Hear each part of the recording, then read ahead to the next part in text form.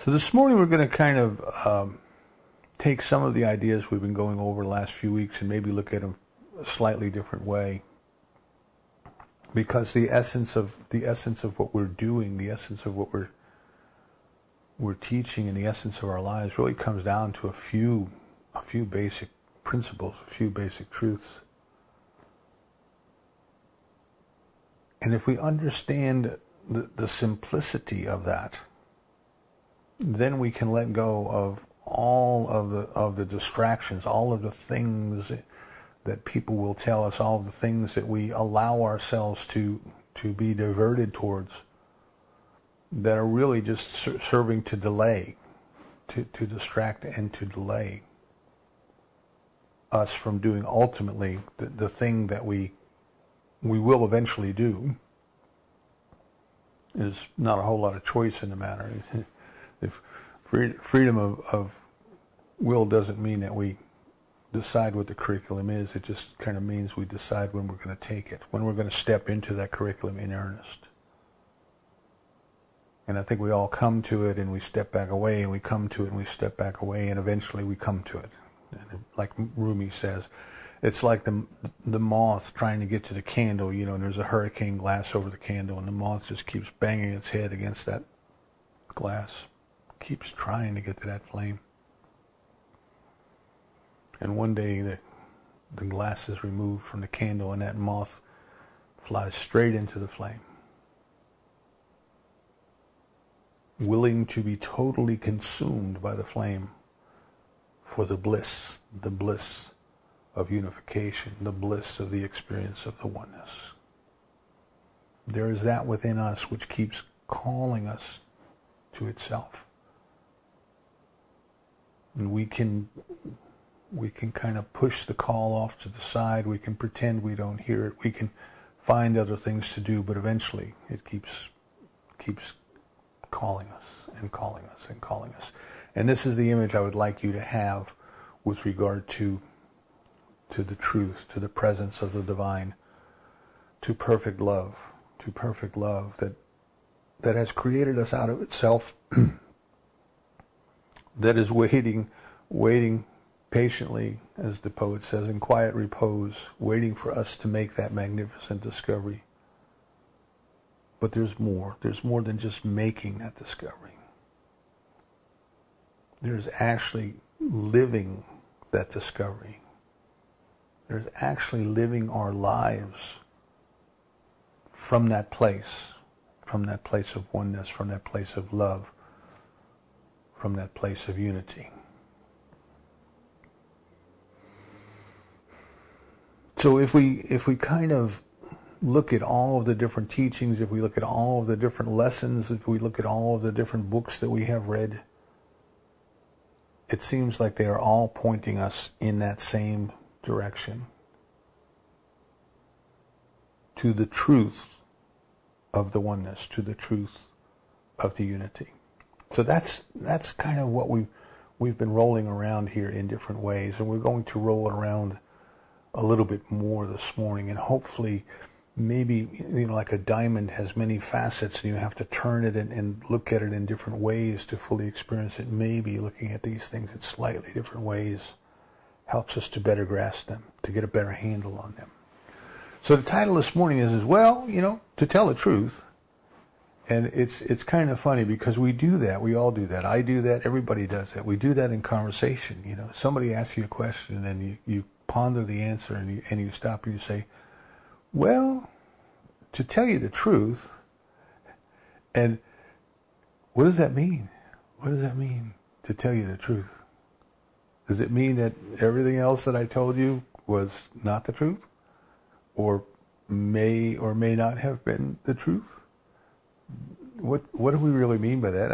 I don't think we intentionally mean, well, everything I told you up until now is I just made that stuff up. But we feel for whatever reason, in whatever our answer is going to be, perhaps it is a very candid answer, So somebody says, well, why were you late this morning? You can say, well, I had a flat tire, or the car broke down, or the subway wasn't running this morning, or yada, yada, yada. But, to tell you the truth, I just overslept.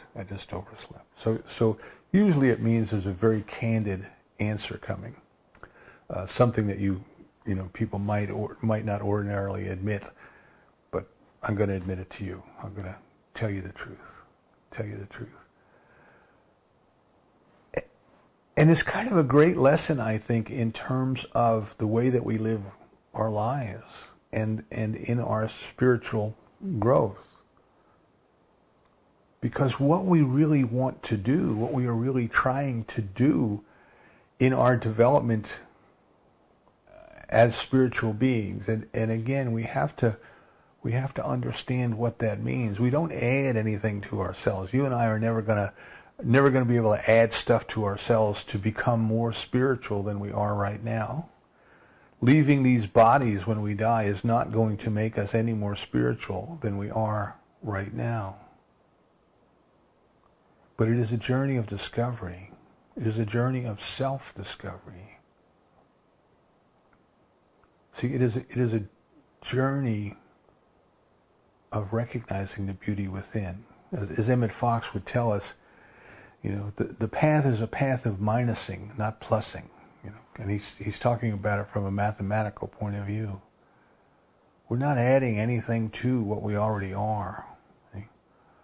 What we're doing is taking away all of the false ideas. We are taking away all of the opinions of mankind. We're taking away all of the half-truths and false truths and things that human beings have collectively come to agree upon. And we are letting all of those go by the wayside. And what we are saying to ourselves is, there is a truth, and there is a knower, and both are within ourselves. So rather than waste time involving ourselves in all of these things that may or may not be true, our most serious endeavor, the one that's most important to us then, will be to just determine what that truth is. And then not only to determine it, but to live it. See? It's not just enough to know about it. It's not just enough to say, oh, well, I know about that. We have to be able to demonstrate it. That's why we call an answered prayer a demonstration, because we've demonstrated a law that responds to us according to our belief. So I want to read to you first what Dr. Holmes' definition of truth is. I think if we're going to talk about truth, we need to understand what we mean by truth. And then we kind of have to understand, well, how do we get to it? How do we find it? And then how do we live it? So this is from the glossary in the back of the Science of Mind textbook. It's on page 639. And I mentioned before, it's very helpful when reading this book to kind of go flip back to the glossary and just see exactly how he defines terms, because they may not be the same way that we use it in common language. So he has the definition here of truth. Truth, that which is. It is the reason with a capital R, cause with a capital C, and power with a capital P. In and through everything. And when he uses capital letters in a word like that, it's describing an aspect of God. Right? So you might interpret that as saying that which is God appearing as reason, God appearing as cause, God appearing as power, in and through everything. It is birthless, deathless, changeless, complete, perfect, whole, self-existent, causeless, almighty, God, spirit, law, mind, intelligence, and anything and everything that implies reality. By a process of axiomatic reasoning, we arrive at the conclusion that spirit knows nothing outside of itself. The truth is that which is, and being that which is, it must be infinite and all. Being infinite and all, the truth can have nothing outside of itself. other than itself, or unlike itself, by which to divide itself. Consequently, the Spirit is indivisible, changeless, and complete within itself.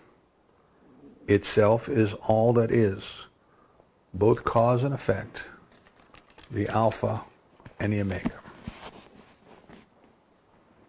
Truth.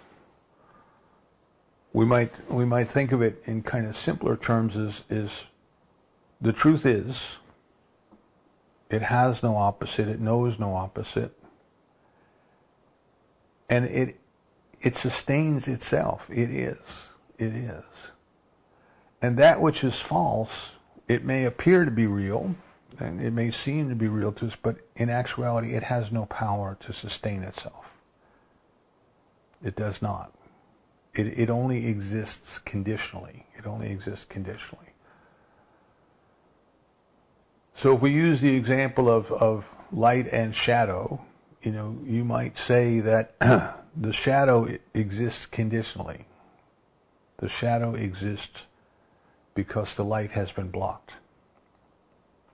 The shadow appears to be real. If we're living in a shadow, we certainly have trouble seeing, because it's gotten dark. So we have all of the experience of the shadow as being real, but it's not a permanent thing. It's only temporarily. Temporary. It's only temporarily there. So at nighttime, at nighttime we are in the earth's shadow, but the sun is still shining. And the sun is still there. The sun is still bright. But we are having the experience of darkness. So in this example, and I realize it takes energy to make the sun burn, in this example, we would say then that the light is, and the darkness is a condition. The darkness is a conditional experience. So we would say that the light is like the truth. And the darkness is not. It has no power to sustain itself. So what is it that is, and what is it that has the power to sustain itself? And this is what Dr. Holmes is giving us in his definition. We call it truth. We call it God.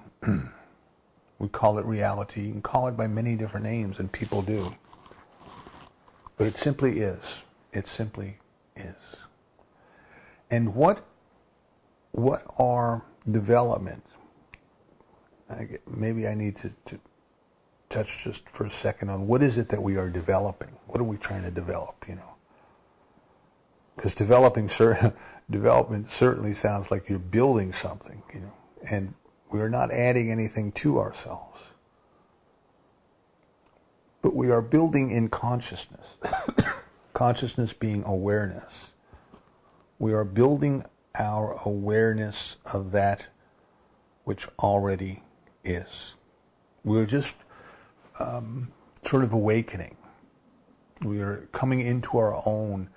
In the parable of the prodigal son, we're told that the son went off and was living a disgraceful life. He was living in a pig pen, and you have to imagine now. He was a Jewish boy living in a pig pen. It was a great tragedy for him.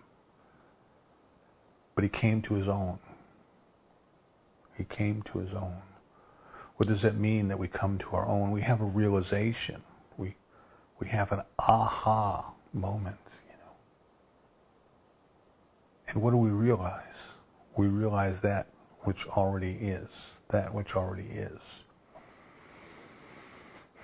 If you go back and look at kind of motivational literature, stories that are inspired, Joseph Campbell might call them the hero's journey stories. In our culture, we had Acre of Diamonds was written after the Civil War.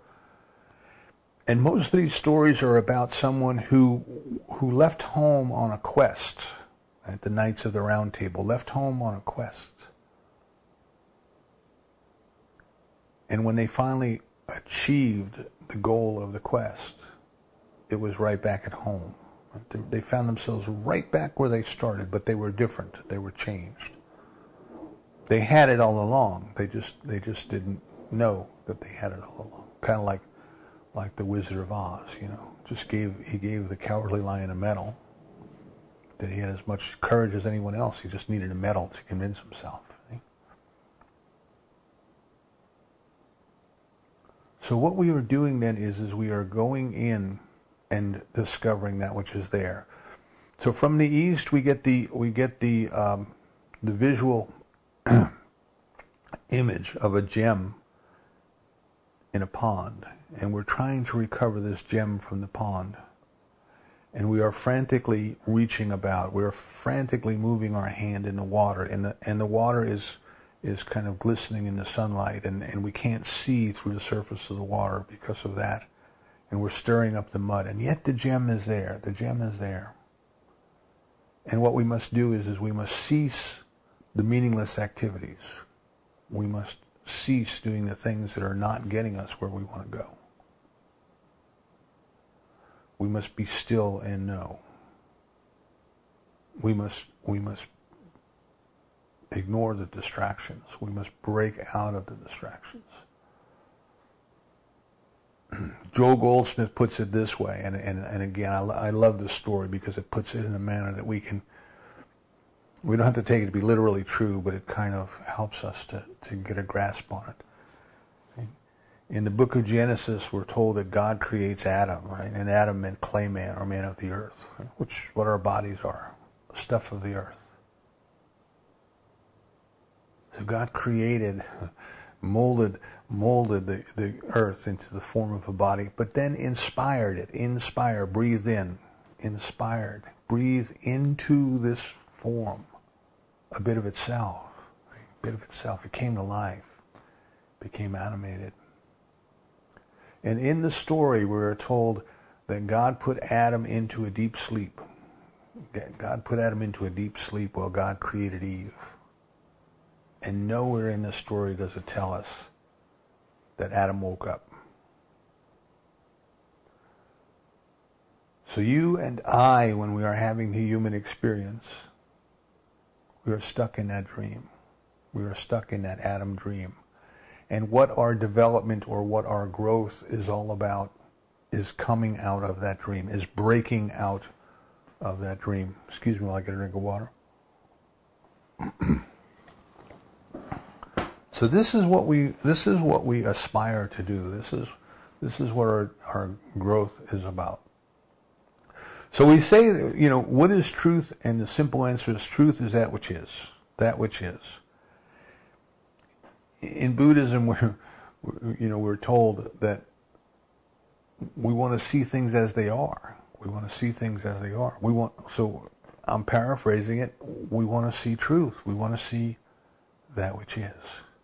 And immediately when we hear that, we fall into a trap that the ego sets for us, a trap that the intellect sets for us. Because we look out there and we start labeling things. Remember, I talked about labels. We look out there and we start labeling things, and we think that that's the way it is. And we would be more accurate if we said, that's the way it seems to me. That's the way it seems. So we have to give ourselves, we have to open that door. We have to open the door. Raymond Charles Barker said we have to open the door to let the truth in. The truth is always there, but we don't always let it in. We are so firm in our opinions and what we believe to be true and our prejudices and, this is good and this is bad and all these kind of things that we develop as we go through life, that the truth is there, but we can't see it. And all we are trying to do is to awaken from that dream, to become lucid in the dream. So in Tibetan Buddhism, there's a spiritual practice of dreams and sleep. Consciousness can be aware that it is observing a dream. Consciousness can be aware that the body is asleep and no dream is occurring. The practice is one of developing or training consciousness to be aware, to be alert, to observe that which is without getting caught up in the drama. And I think that's a wonderful, wonderful example for us, because we go to sleep at night, and the first thing that happens to us is we go into what we would say is unconsciousness. Right? We are unconscious. Now, part of us has to be conscious. Something is still working. Something is still aware. But our experience is one of unconsciousness. And then after a while, a dream starts. But because we have been unconscious, when the dream starts, we don't recognize it as a dream. We get right engaged with whatever this little creation of the brain or the mind or whatever is making it. We get caught right up in it as if it is so, as if it is real. You know, if a big bear is chasing you, your heart is going to beat fast, and you'll probably wake up with your covers in a big wad, because your legs were moving at 100 miles an hour. It seems real. It seems real. And it is only when we step into waking consciousness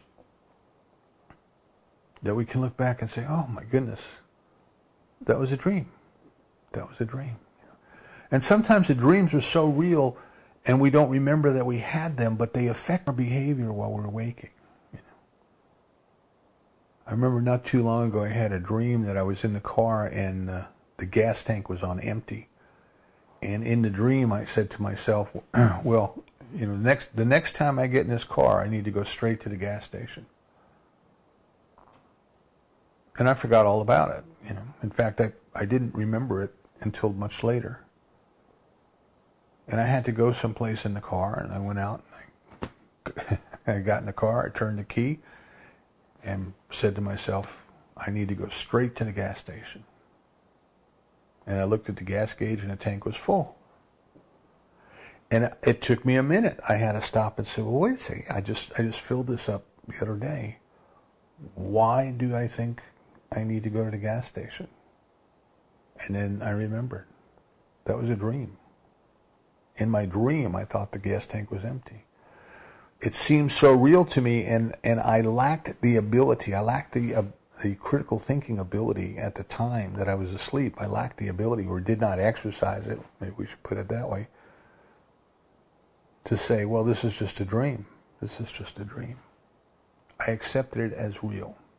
And because I accepted it as real, it affected my behavior.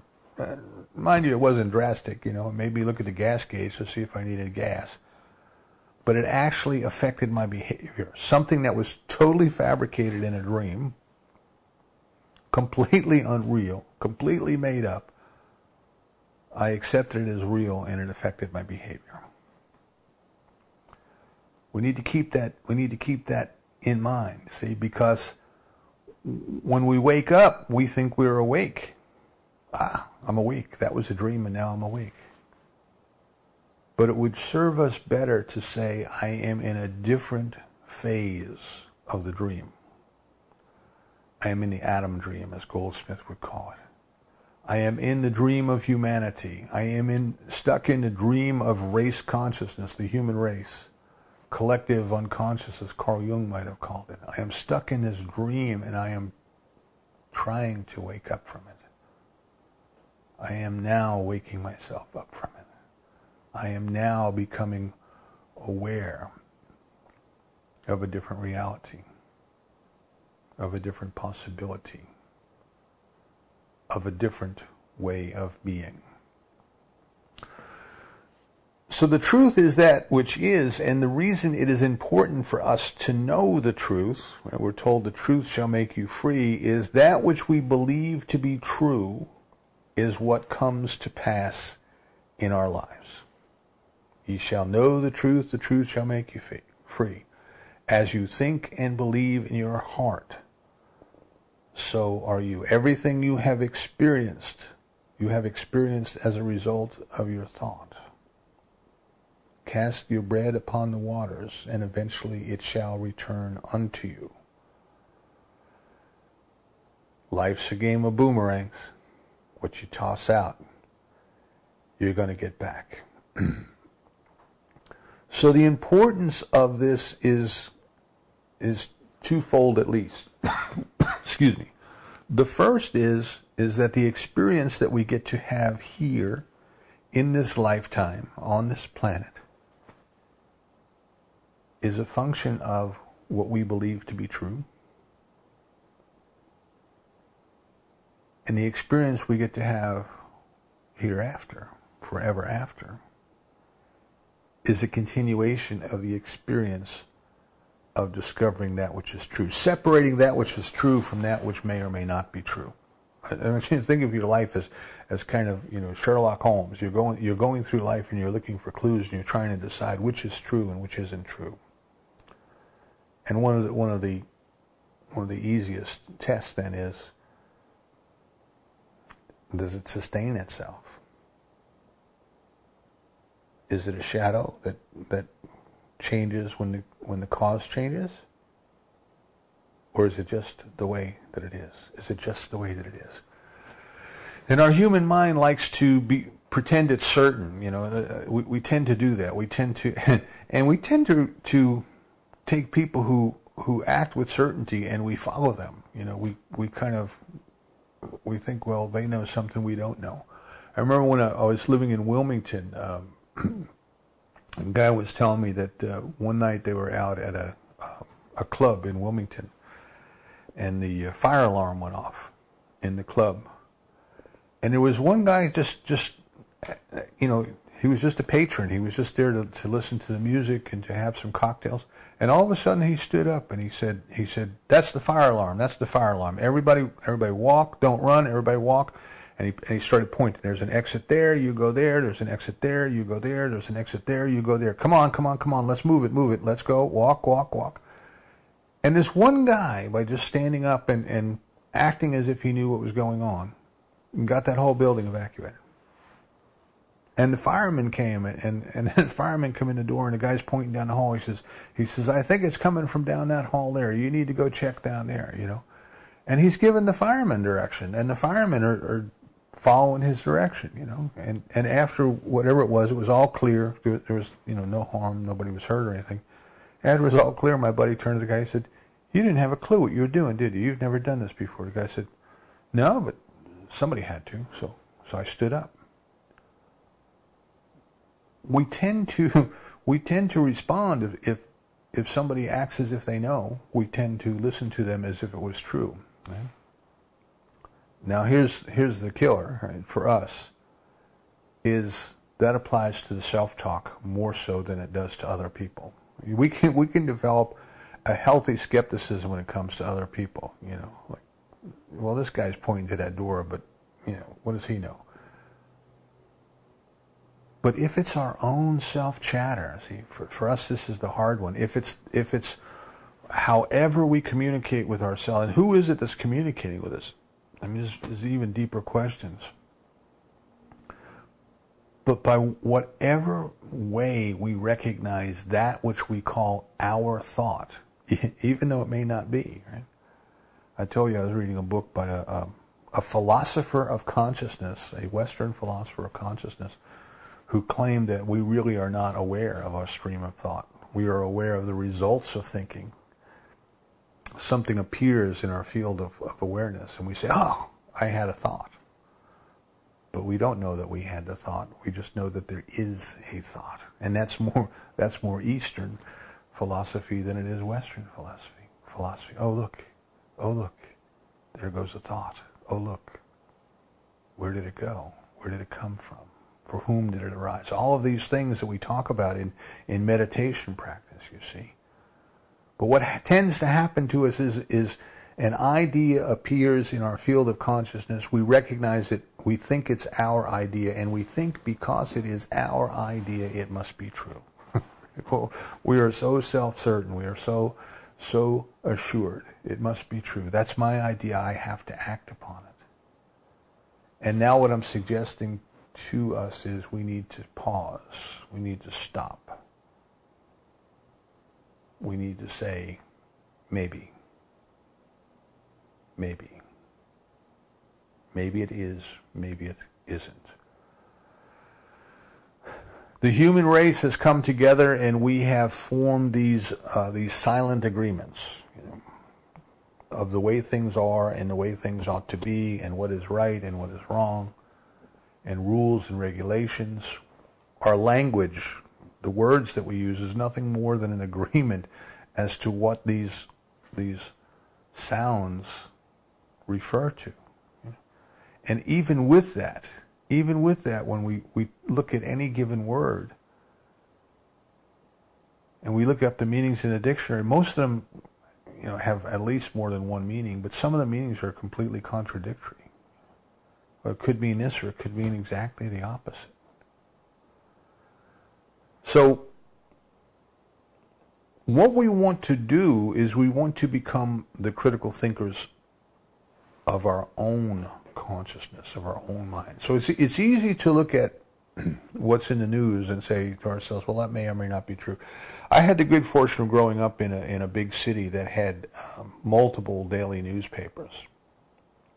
And the commute into the city from where I lived was a little over an hour long. So everybody would be holding their paper up in a different way, on the subway, and they would be reading, and I would be reading the headlines. I didn't have a place to get a paper on the way to the subway where I lived. Stores weren't open yet. But I could see the headlines on everybody else's paper. And then when I got to work, all the guys who came into work that read the paper, they would come in, and one guy would put the New York Daily News over here, and another guy put the New York Times over there, and somebody would put the Post over there. And there was a couple more back in the 60s and the 70s. But my point is, it was possible to read a story about the same events and come to two totally different conclusions based on the way one paper wrote the story as opposed to the way another paper wrote the story. Some of these events I witnessed myself, I saw these things occurring on the streets of New York, and then I read the different reports, and I read the two different papers, and neither one of them agreed with what I saw. So I became aware, very early on, I became aware of the fact that there are different ways of looking at the same thing and taking away different meanings or inferring different meanings. And we need to keep that in mind, right? So it's easy today because everybody's claiming anything they don't like is fake news, And if you read the stories, no story that you read is probably entirely accurate. You have to read two different stories and then try to infer that the truth is going to be kind of somewhere halfway down the middle, That's usually the way it works. So we have to start practicing our ability to think critically when we analyze the world around us, but then we have to start doing it internally. And more importantly, we have to start doing it internally. So Don Miguel, in his book, The Four Agreements, he tells us, be impeccable with your word. Be impeccable, right? And impeccable is a very precise word. Flawless, precise, accurate, mean everything you say. And this applies to what you think. Is that so? Do I mean that? Do I really want that? And most importantly, is that true? Is that true? And I think what we find is we can help ourselves by saying, well, to tell the truth, I don't know 100% that that's the only way it could be. I don't know that that is the ultimate way that it could be. I don't know that that is the reality of the situation. All I know is that it seems that way to me. So Don Miguel tells us to be impeccable with our word because our word is a reflection of what we believe. Right? In the New Testament, it says it's not the things that you eat that you put into your mouth that defile you. It's the words that come out. It's the things that come out because they are a reflection of your consciousness. The thoughts that you accept as your thoughts are a reflection of what you believe. So the easiest place to start is right there. And this requires a little bit of practice. This is why we practice meditation. It requires a little bit of practice to separate ourselves from that thought. So rather than identifying with the thinker of the thought, oh, I had a thought, we identify with the observer of the thought. Oh, look, there's a thought. And now we can say, is that the truth? Is that truthful? Does it point to reality? Does it point to God? Does it point to the way it is? And I think what we will find is when if we start to become that sort of an active, reflective thinker, we'll find that most of the junk that comes through our stream of consciousness is not true at all. In fact, most of it is false, and most of it is giving away our power. Cold and flu season is coming. Everybody's going to get the flu. Is that true? Or is that the way that it seems? Does everybody have to get the flu? Does everybody get the flu on the same time? You know, how come some people take the flu shot and don't get it and other people do?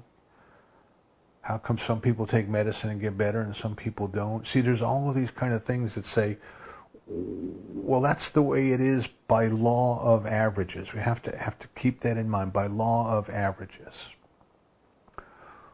When they're saying that, you know, cold and flu season is going to hit and 50% of the people are going to be infected, that is by law of averages. And you and I, by becoming critical thinkers, analyzing our own thoughts, see, we can separate ourselves from that law of averages. Dr. Holmes tells us that our spiritual practice is for the purpose of insulating, isolating, and inoculating ourselves from the law of averages, from the race consciousness, from the belief that 50% need to get sick. Yeah. You know, if you don't believe me, I mean, if you're a mom and you've raised kids, or when you were a kid and you think of your own mom, how many times did everybody in the family get sick? And then when the last one was recovering, that's when mom laid down and got sick. She wouldn't let herself lay down and be sick until the last one was recovering. Over and over and over again. What is this power that moms have? And it's a belief, I can't be sick. I have to take care of everybody else. And of course what they're saying is I'll wait until everybody else is well and then I'll lay down. Well, if they could defer it, if they could delay it, why couldn't they not get it? See, I'm not picking on anybody. I'm just saying you can see the power our thoughts have. You can see the power of our belief has. So what we want to do is we want now to catch ourselves in the process of identifying with these thoughts, and instead of saying, well, that's my thought. Oh, I just had a thought. Oh, you know the way it is. You know the way these politicians are. You know the way this world is. You know this, you know that, you know the other. You need to stop yourself and say, well, to tell the truth, God is all there is. To tell the truth, that is the way things appear to be, because that is what race consciousness, the consciousness of the human race, the collective unconsciousness, that is what people have silently agreed to because they haven't been impeccable with their word, right? So Don McKell tells us that which you don't dispute, you have silently agreed to. So what we ought to want to do when something comes up is say, that's not my truth. That is not the truth. That is only a collective agreement, and that collective agreement can change at any time. At any time. I mean, just think about it. In world history, in world relations, people who, when we were young, they were our nation's enemies, and now they're our friends, and we do business with them. What changed? What changed? What changed was consciousness. What changed was attitude. So we want to come to this idea then, we want to close with this idea of, well, how do we know the truth? See, how do we know the truth? So we know that the truth is that which is. We know that our idea, our acceptance of what we believe to be true affects our whole lives. We know that one technique that we can use is the one Don Miguel gives us, is be aware of what's passing through your field of consciousness and stop right there and silently disavow it, silently say no. Become impeccable with your word to only speak the truth. Spirit is all there is. God is all there is. God is the only life. God is the only power. And matter, M-A-T-T-E-R, matter, has no power over spirit. The divine life inspired matter. It breathed life into the clay form, to put it in biblical terms. Clay form does not tell spirit what to do. But yet our collective unconsciousness believes that it does. We want to break out of that dream. Your goal, your role. See, you are the goaltender. You are the goaltender of your consciousness, and you are the only one who can do it. And all of these different people are shooting the pucks of their opinions are just flying at you at 100 miles an hour, or the soccer ball, or whatever your favorite sport is. But you're there tending the goal, and you're deflecting these things. I will not let that which is untrue enter my consciousness unchallenged. I will not. I cannot. And the easiest way to do that, of course, rather than trying to deflect everything that comes in, is to just simply remind ourselves of the truth all of the time. To be mindful, mindfulness meditation, to be mindful all the time. To be mindful of the truth. So the first way that we become exposed to truth, right? The first problem we have is that everybody has a version of the truth. And they want to tell you their version of the truth, and they want to tell you that their version is the right version, their version is the only right version, and everybody else is wrong. And if you step back far enough from that, you can look at it and say the only thing that we can take away from that is that everybody thinks they're right and everybody else is wrong at that level, at that level of thinking. So what that tells us is we can't accept what anyone tells us as being true, because we know that no matter what they tell us is true, there's somebody else who's going to tell us exactly the opposite and insist that that is true as well. So it's no longer good enough for us to accept someone's word. As Emerson tells us, we can't accept anybody's word for what is good or not. We need to try it and find out for ourselves. And I think somewhere in New Testament it says you must test the gods to see if they're false gods. Right? So that tells us that we have a responsibility then to go beyond just blindly accepting what somebody tells us. Is this the way it is, and that's the way it has to be? And we have to say, well, then how would I know? See, how would I know? So we start to process it. We start to analyze it. We start to ask it. Dr. Holmes gives a very simple test. Does this give a greater expression to life and to love and to truth and to beauty? Does it harm no one? Does it take nothing away from another? Just use that. Just use that as your acid test. Right? Just start. Is it real? Is it self-sustaining? Or is it conditional? And so many times the easiest way to discover something is to say, what condition have I put here? What condition do I believe to be real? So for example, sometimes people would say, I want to go on a spiritual retreat this year, and I need $2,000 to go on that spiritual retreat. So what I want is my boss to give me overtime. Because if I work 10 hours overtime a month, in a year's time, I'll have made my $2,000. See, the boss giving them overtime is a condition. What do they really want? They really want to go on that spiritual retreat. That's what they really want. So we need to look at the conditions. We need to look at ourselves and say, what do I think has to happen here? What do I think has to happen here in order for me to have the experience that I want? What has to happen in order for this to be true? And if there are conditions in the way, then it's probably not the truth. God is all there is. God is the only power. God is the only knower. God is all there is.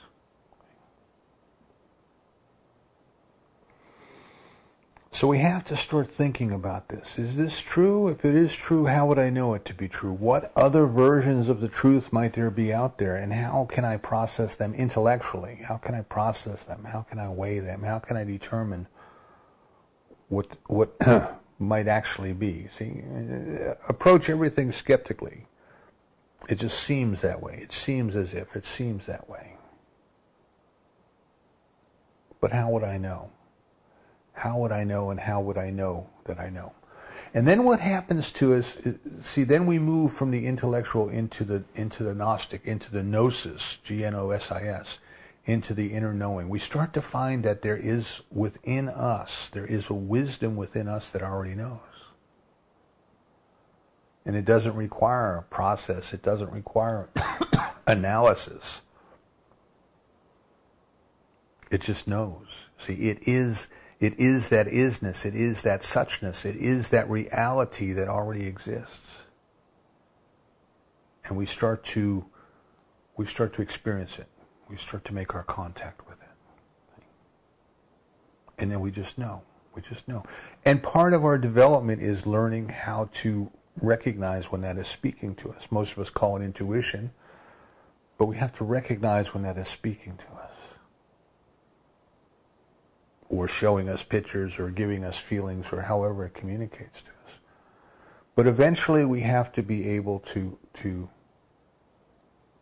know, to go within. Psychology, they talk about a thing called a felt shift, where there's actually a physical movement or physical reaction in the body when we strike a certain chord or a certain idea.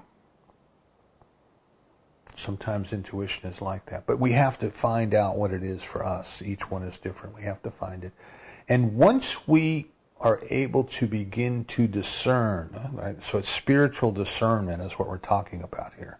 It's not just accepting somebody else's opinions. It's not just reading books. It's spiritual discernment. It is coming to discern, to know spiritually what is true. Then we have to live it. Then we have to go out and live our lives every day from that place. So somebody says, I want you to come and do this because all of those people over there are terrible and whoever they happen to be, and we need to go protest or whatever. God is all there is. God is all there is. The quickest way to do this is love. The quickest way. Love. Love is the experience of the oneness. If ever you find yourself in a struggle, in a doubt, take the path of love. Take the path of love. Anything that separates me from another is unlike love. I discard those ideas that separate me from another. And I find the oneness. I find the unity. I find the common ground. And I love.